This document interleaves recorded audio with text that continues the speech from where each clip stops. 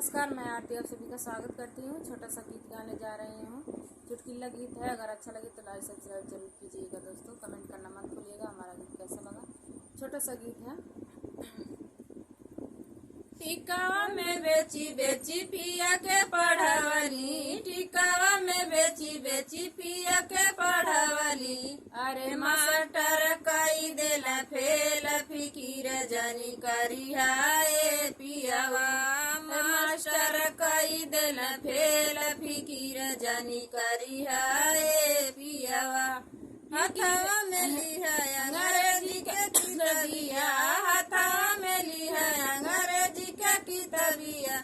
मुखवन कतरत पान घरे चली आई है पियावा। अरे मुखवन कतरत पान घरे चली आई है पियावा।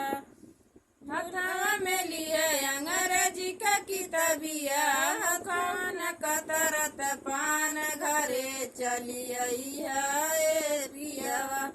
नथिया में बेची बेची पिया के पढ़ावली, नथिया में बेची बेची पिया के पढ़ावली। मास्टर कई देला फेल फिकीर जानी करी हाय पियावा। मास्टर कई देला फेल फिकीर जानी करी हाय पियावा। हथवा में लिए अंग्रेजी का किताबिया, हथवा में ले ले अंग्रेजी का किताबिया। मुखवन कतरत पान घरे चली आई है पियावा। मुखवन कतरत पान घरे चली आई है पियावा। मुखवन कतरत पान घरे चली आई है पियावा। झुमकी में बेची बेची पिया के पढ़ावली, झुमकी में बेची बेची पिया के पढ़ावली। मास्टर कई देला फेल फिकीर जानी करी है सैया। अरे मास्टर कई देला फेल फिकीर जानी करी है सैया।